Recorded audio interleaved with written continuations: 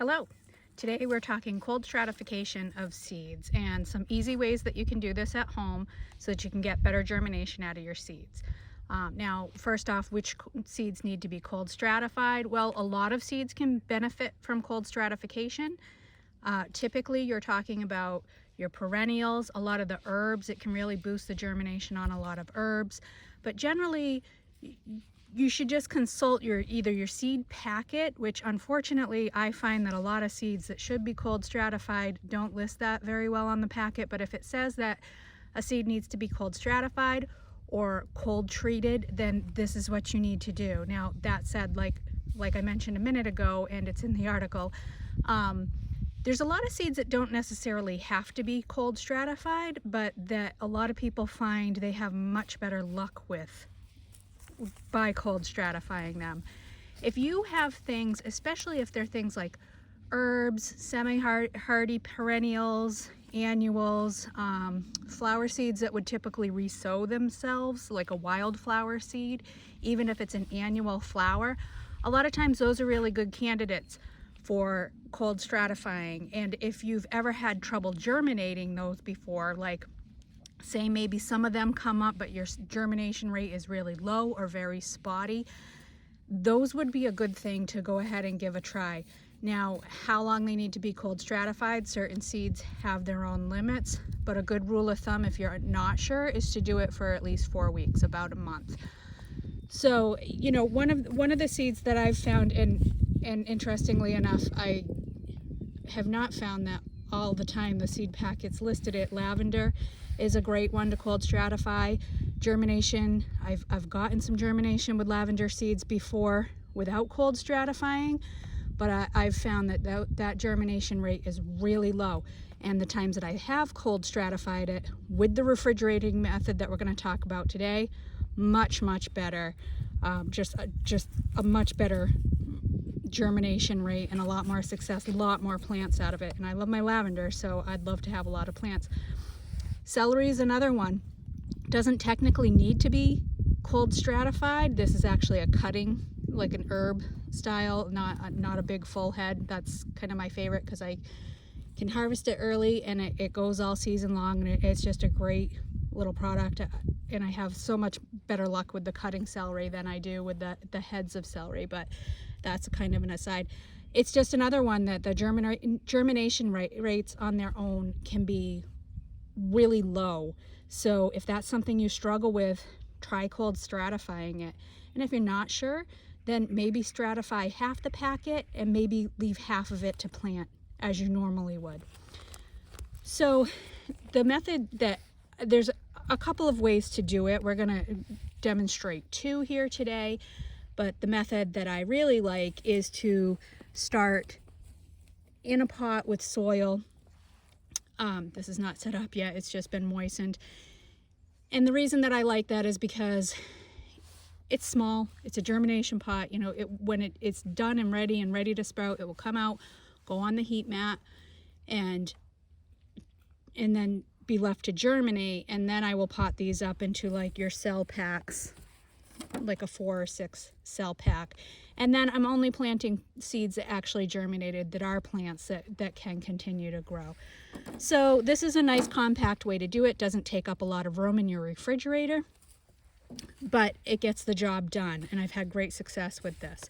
Another method is just to do it on a paper towel in a plastic bag. Again, real space saver in your fridge, but the reason that I prefer the pots is because they're all planted, set up, ready to go. When they come out of the refrigerator, all you have to do is put it on the heat mat, where on the paper towel, there will be an extra step at that point where you'll have to actually either pot them up in cell packs or then plant them in a germination pot and go from there. A couple other methods that you could do. One is a dry stratification method, where you're literally just popping your seed packets into your refrigerator or your freezer for the allotted time. It's not the best recommended, but it's easy and takes no time at all to do. The reason that it probably won't work quite as well is that there's not a lot of moisture involved at that point. You know, in nature, seeds get moisture and cold when they're stratified on the ground in Mother Nature in the winter. So, but it's an option if that's all you've got time to do. It's honestly better than nothing. And the other is the very popular winter sowing method, which is a great method, and again kind of kills two birds, one stone, maybe more than that, because you're already planted into a pot where they will grow in those like little mini greenhouses. This is the milk jug method you see people doing. And another great way, it works with Mother Nature, very little utility input, anything like that. You're upcycling a lot of product that way. So that's another great way to go. So just very quickly, take a look at how to actually set these up. And we'll do some lavender first in a germination tray. Just make sure I'm getting in the frame here. So I've pre-moistened my seedling mix, and I do start with a seedling soil, something listed as seed starting seedling, as opposed to potting soil, because what you find is one, potting soil has fertilizers that they don't need at this point, but also it tends to have a lot bigger pieces, chunks of wood and you know, chip and stuff, and a lot of times that can actually impede the seeds so that they can't come up. So the first thing we're going to do is get some soil into a pot. This is a little bit more than we really need. So I'm starting a second pot here. We're just going to put that in. You know, like I said, I've pre-moistened it. It will help. We will do a final water in the end if I feel like this isn't wet enough. And by pre-moistening it, that kind of primes the soil to make it, it allows it to suck up water, uptake it. I'm not sure that we're really going to need to do much watering actually, but so we're just setting that up. Now I like to, you could just scatter the seeds, but where these are going to have to come apart later to be up potted, I like to make just little rows, make them to the depth of whatever your seed packet says you need.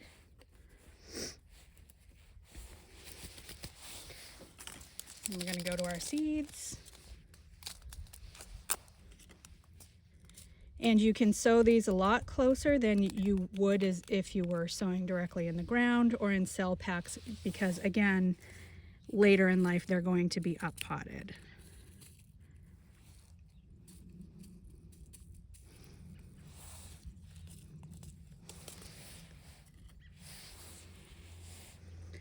And then we're just very lightly sprinkling these in. And I do like to overpot when I'm germinating. Not very often that you're going to get 100% germination on pretty much anything. So, you know, hedge your bets. I wouldn't necessarily plant all the seeds if you don't need them, because they can last year to year. Most seeds can. Onions and alliums and certain other things will not, but most seeds can. So now that I've got those in the little rows, I could either just sprinkle a little more on top, which a lot of times is easier than just trying to close up the little rows.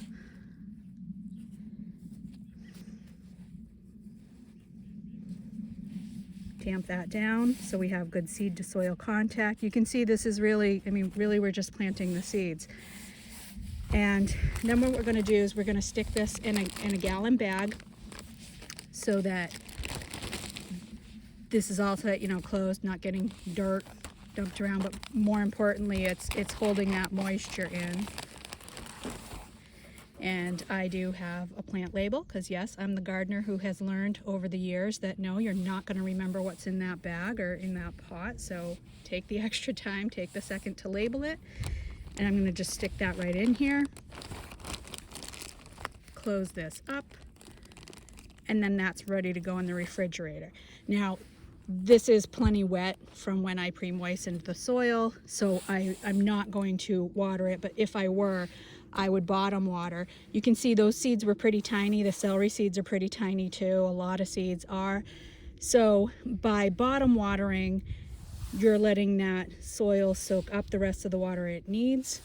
I just do it until the top of the soil is a uniform dark color, but before it looks puddly and wet. And, you know, literally you just set the thing in there. You know, if we pretend that there was soil and seeds in there, you're setting it in there, letting that soak up. Just watch it. Just takes a couple of minutes, especially if you've primed your seedling soil, and that's all there is to that. So then we can move on, and we've got a cell pack here for the celery.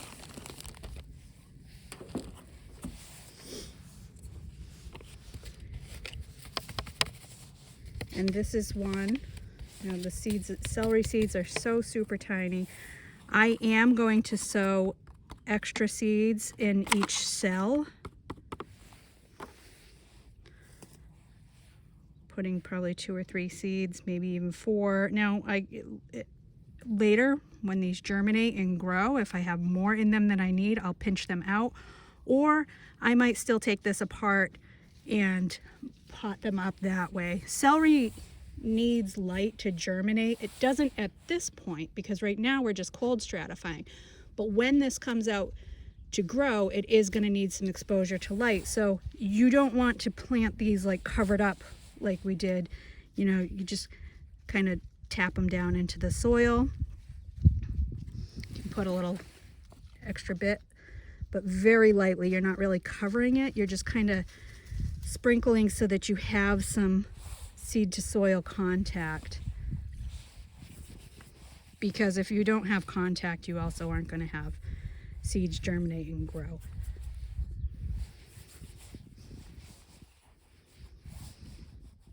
I've got a tiny bit of dry soil in there, not too much, so I don't want to add a lot of water. 2 options: I could either bottom water it. I have this misting waterer that it's actually an aerosol. It's kind of a neat thing. I use this for misting my houseplants. And, you know, this is one that I can dampen the top of it for something like this without overdoing it and without washing seed out. So I'm pretty happy with how this is. This will also go in a bag, and that will go right in the refrigerator as well. And then the last method that we have is germinating on a paper towel. So it wouldn't really matter if any of this soil is in contact with it.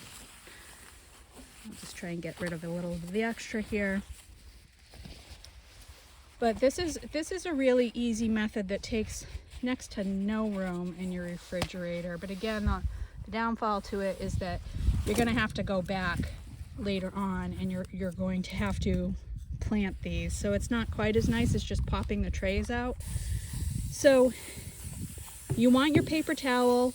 You don't want it dripping wet, just, you know, thoroughly moistened, wet all the way through. But, you know, if you were to do this, go ahead, you could, you know, say put it in the water trough, but you'd want to wring it out, make sure you had anything extra out of it. So, you know, just light moistening so that you can still work with it and it's not sopping wet. Pretty much, there are very few seeds or plants that want to be sopping wet in puddles.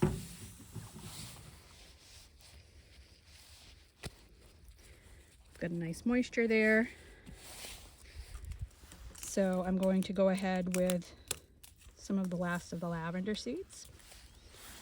And all we're doing here is we're sprinkling these. And if you can, try and spread them out so that when you come back to them later, you'll be able to identify the seeds when you go to plant them.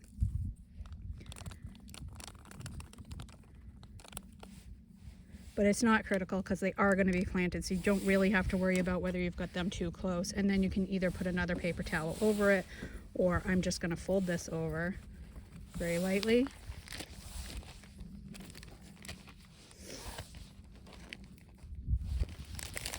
And this is going in a bag as well.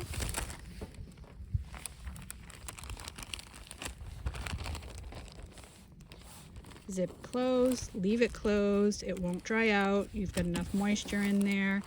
And then we also want to label that. This label is actually going to go with the cell pack, but I will just write right on here.